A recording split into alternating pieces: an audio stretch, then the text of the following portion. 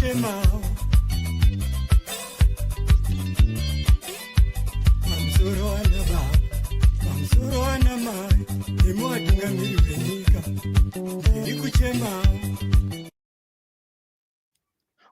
to this special edition of the True Patriot Podcast, wherein we have been forced to respond to a fresh wave of student suspension. There is an attack on the student movement. This is not a new phenomenon. Students have been suspended, expelled for a very long time, using, particularly at the University of Zimbabwe, the Ordinance 30, which was written, I think, around 1985 or so. At the Midlands University, they have another ordinance 2000 or something like that. So it has been an ongoing assault against all those who choose to organize. So in this particular discussion, we want really to say what is happening now to get a feeling of this particular wave of attacks on the student movement, but then go back to say, what were the experiences in the past, and then use that particular experience and the current experience to try to shape the future, to say how do we come together and put an end to this, given the fact that we now have a brilliant constitution with a comprehensive Bill of Rights adopted in 2013. We want to see the students of Zimbabwe enjoying what is already provided for in the constitution.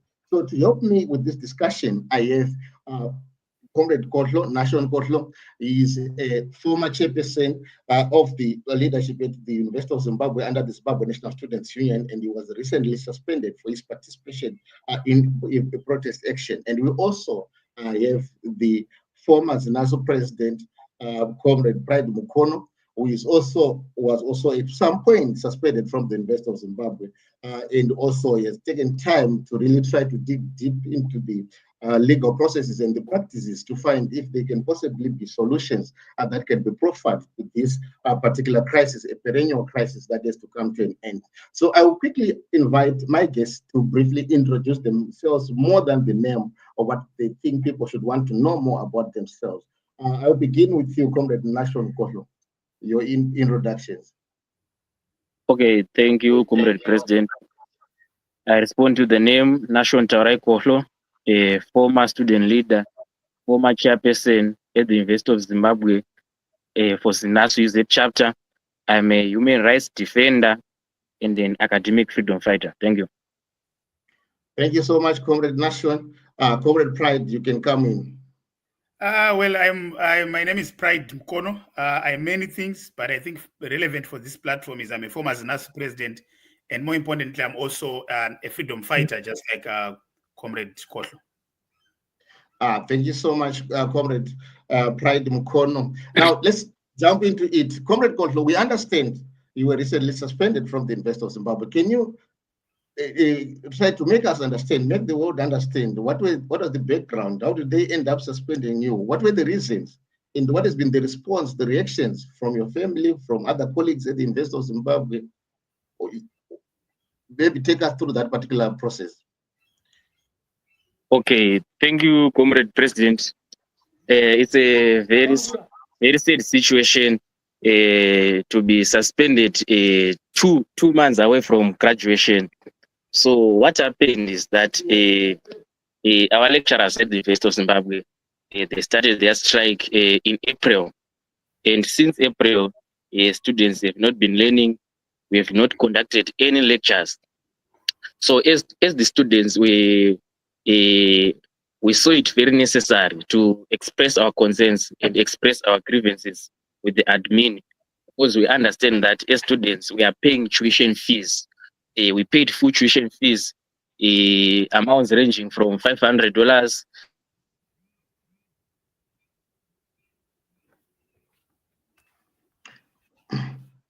$745. So after paying tuition fee, there's a contractual obligation with the university that after we pay our tuition fee, we have to receive tuition services in return, which includes learning. But for the past 3 months, we haven't been learning. So we felt that the university was doing an injustice to the students, and we took it upon ourselves to act. Then we had a demonstration at the University of Zimbabwe to express our grievances, to say, no, you guys are stealing from the students, you're doing injustice.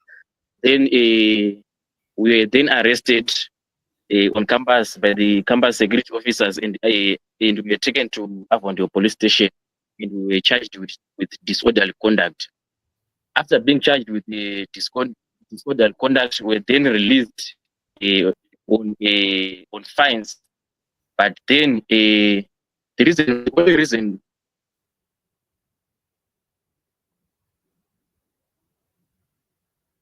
in May, so comrades didn't want to sleep in cells, so they just paid fines so that they can go home. But then after that, we challenged it in the courts to say no. We are appealing. We are appealing for the fines to be set aside, and we go to trial so that we can prove ourselves that we did not commit any crime, and the magistrate ruled in our favor, and the verdict was positive. So the fines were set aside, and the court ruled that there was no issue there. But then the university vice chancellor, I don't know why. Maybe it's a they want to try to silence dissent and send a warning to the students and intimidate them, to say that if you speak out and if you try to take such actions, this is what we can do to you. So it's a way of silencing dissent and intimidating students so that they cannot speak for themselves. So we were caught on Monday by the secretary, but then she didn't tell us. We were called for a meeting with the vice chancellor, but they didn't give us the details of the meeting on Monday this week. And then I then requested for the details, but she said that she cannot provide us with the agenda of the meeting. But then when I heard that she had also called my other 5 colleagues, I knew it, that this is what they want to do. They want to suspend us, because they've done it before with another student leader with the name Forward. They've done it before, so I knew it. Then we informed our lawyers from Zimbabwe Lawyers for Human Rights. Sorry, I have to cut you short there. Sorry, Comrade Kotlo, I have to cut you short there. Thank you so much for bringing to light the background of students who have been forced to pay for education, education has been commodified, and they've even agreed to pay for it, but that commodity is no longer available. And when you want to complain that this commodity that you forced us to pay for, you are no longer provided, it's unavailable, and you are punished for that, which is very unfortunate. But maybe you could just jump into maybe the responses or the feeling from the people close to you. I understand your parents and immediate community have to pay for this particular fees, and also your comrades within the campus system. What has been the relationship so far after this particular development? Okay, well, thank you, President. As for me, I'm not moved. I know that we are going to overcome this. We remain bold and unshaken. But with the situation with parents, some of them, they don't understand, because they will be saying, we paying fees for you for the past 4 years, only for you to be suspended. You should not do this and this and this. But the situation is very sad, but we have tried to explain to them that we are going to appeal and challenge, and they have managed to understand. As for my side, but as for my other colleagues, the situation is very tough at home. My parents are. As for my colleagues from the Zimbabwe National Students Union, they are supporting us, and they are the ones who are providing us with support for equal representation. It's the Secretariat and the National Executive that conducted Zimbabwe Lawyers for Human Rights to tell them about the situation. Then I'm sure we are going to take street action after that, after exhausting all legal remedies. Well, thank you so much. Thank you so much, Comrade Kotlo. Comrade Pride, just to bring you in on just your experiences at this moment. You, at some point, you were suspended yourself. What was the context, and maybe what was any differences and similarities from the current context? Listening to what Comrade Kotlo is saying, I think basically this is the very same modus operandi. Really, I think the essence of the existing legal instruments at the University of Zimbabwe, and in fact, because it is exactly the same instrument under different names across university campuses, is basically to create a legal regime that allows the university administrations to be equipped enough to clamp down and target activists and student leaders with minimal and sometimes to no evidence of any misconduct.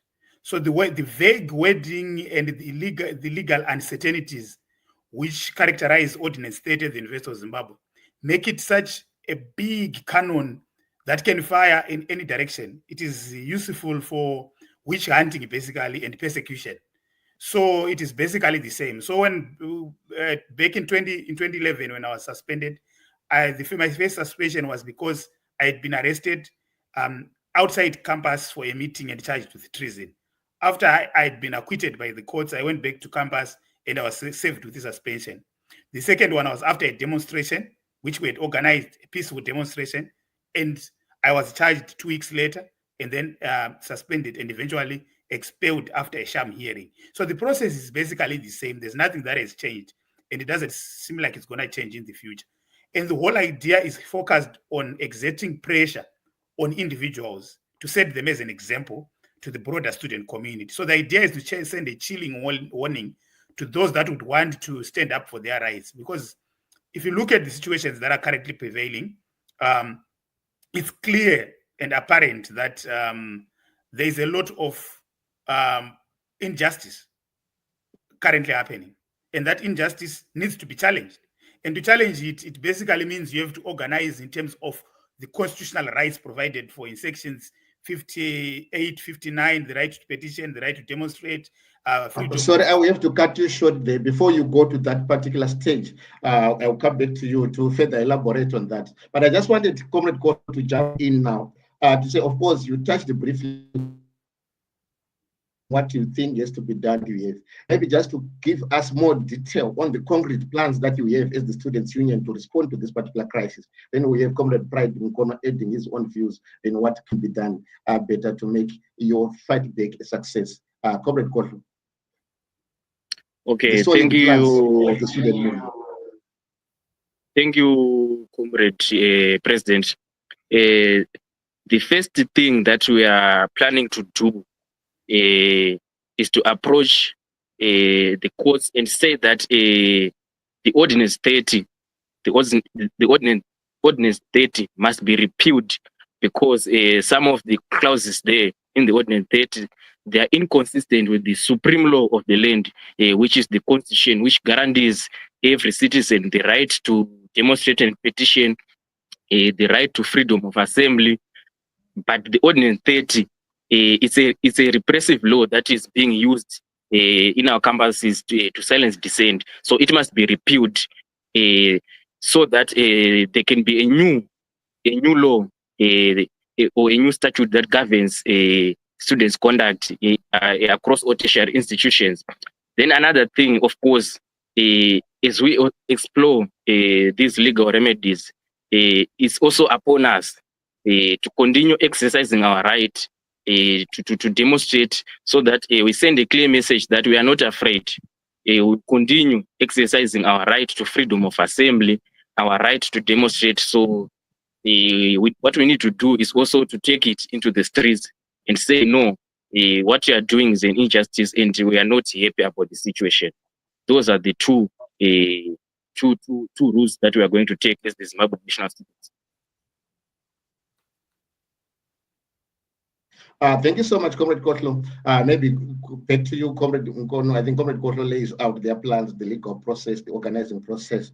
Maybe if you could jump in to also try to assess, evaluate that process, and maybe your own intervention on what could be done better to make sure that we bury this issue of student persecution.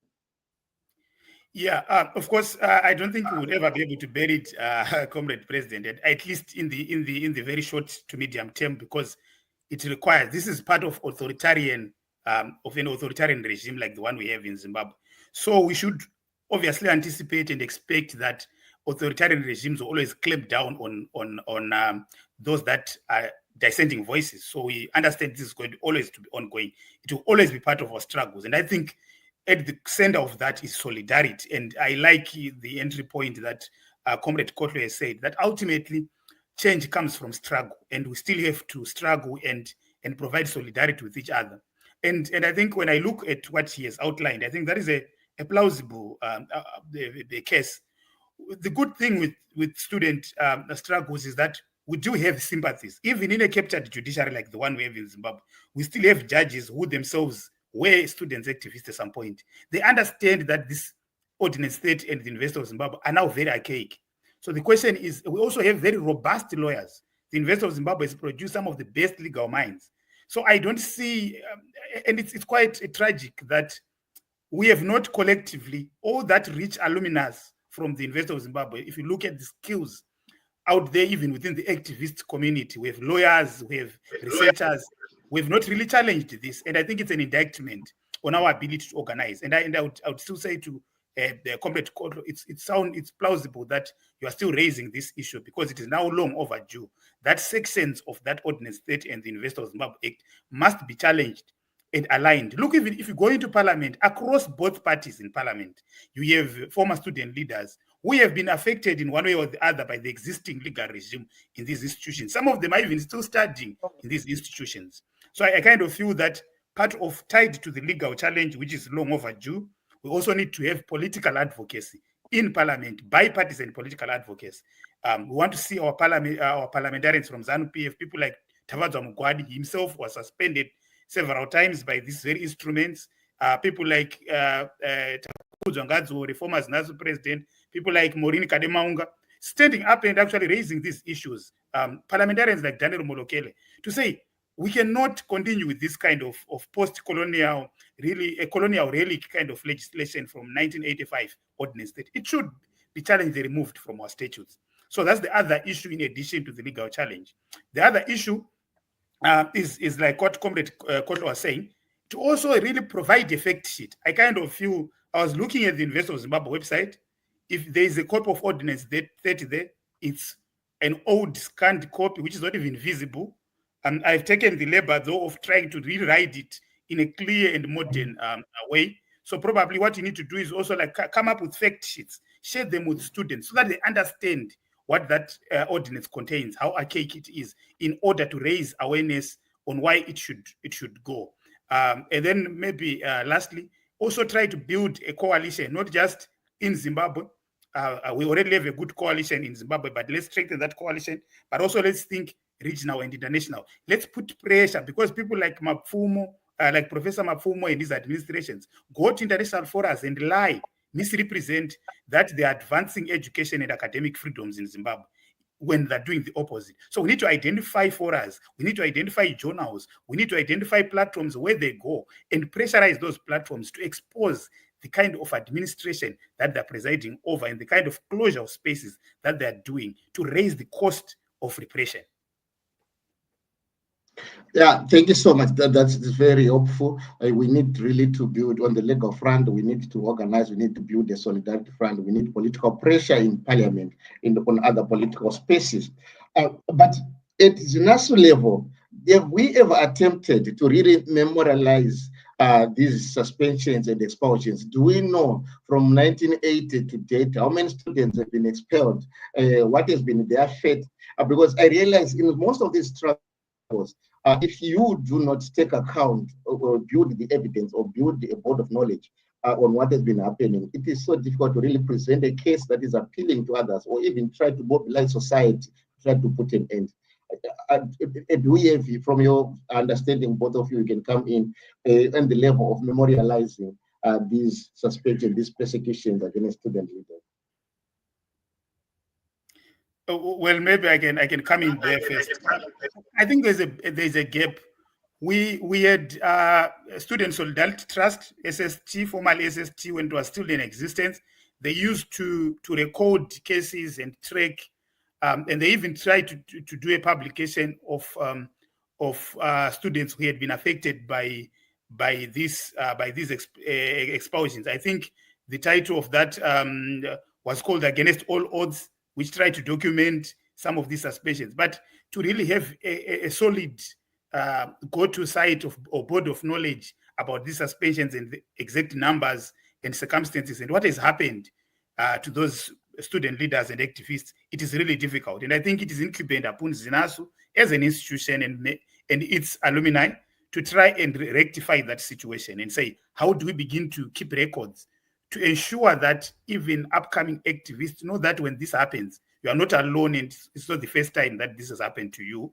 And therefore, there should be a network of solidarity of those that have gone through the process to really provide, direct, what I would call peer-to-peer or intergenerational kind of interventions, because it feels quite isolating when only 6 people, or even one, sometimes you're expelled as the only person, as the sole person from the university, and then you're suspended, expelled alone.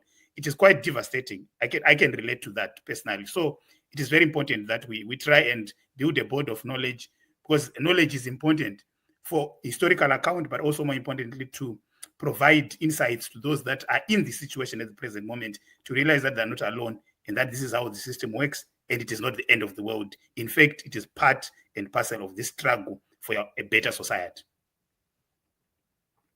Brilliant. That's helpful. And now you look.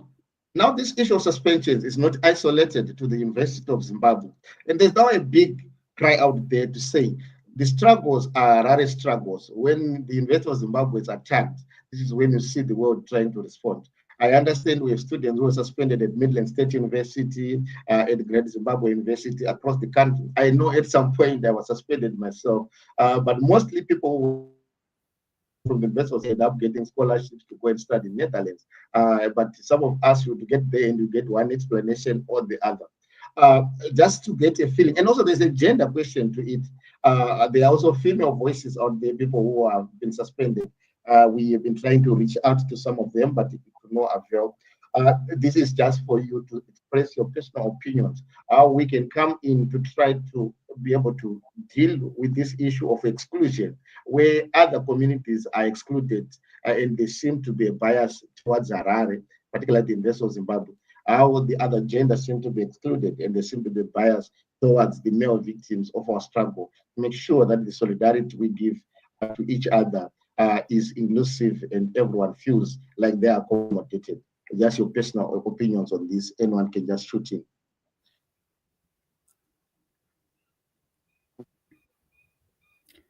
Okay, well, thank you, Comrade President. Yeah, there is an issue that always come up that the struggle have been Harareized. It's only in Harare, but we understand, as you have said, that there are also comrades from Midland State University who were suspended, and the other one was actually expelled from school. There are comrades from Great Zimbabwe University who were also suspended. So the issue now is not only in Harare, but it's national. So there's need for collective effort to fight this. As we fight this, there's need to do it collectively. In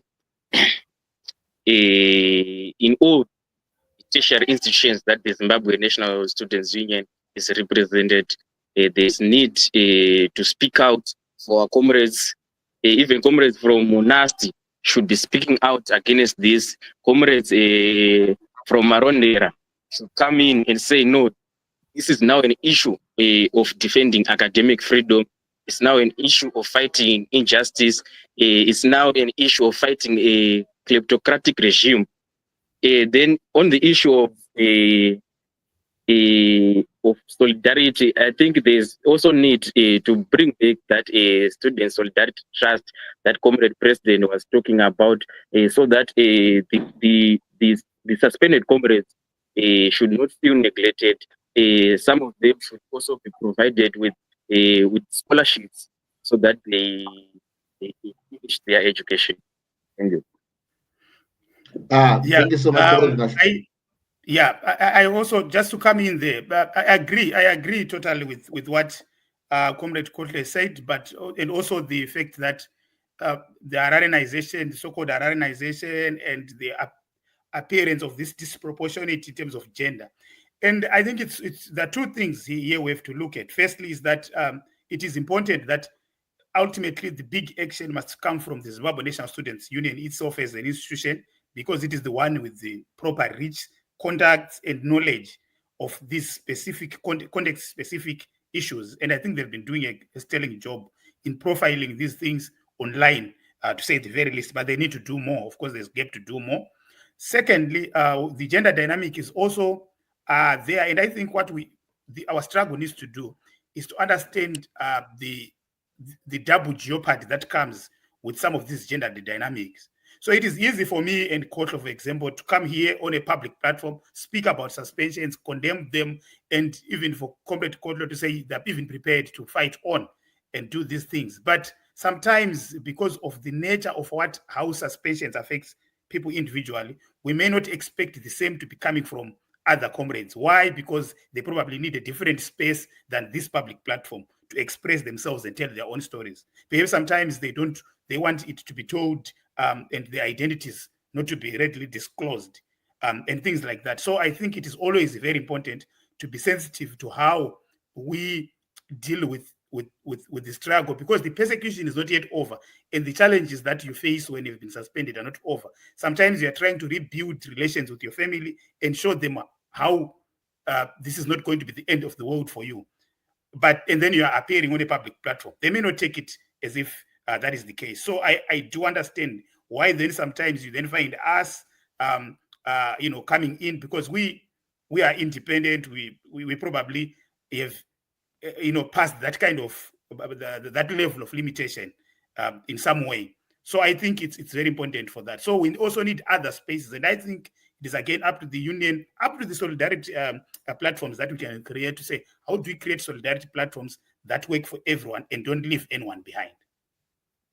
Indeed, we need to be sensitive to the diverse realities of the affected. Now, we are running out of time. I urge all viewers to also input to this discourse. You can send your messages in. We can always be able to come back to your messages, and any advice that you want to give to the Students' Union, we'll be able to capture it.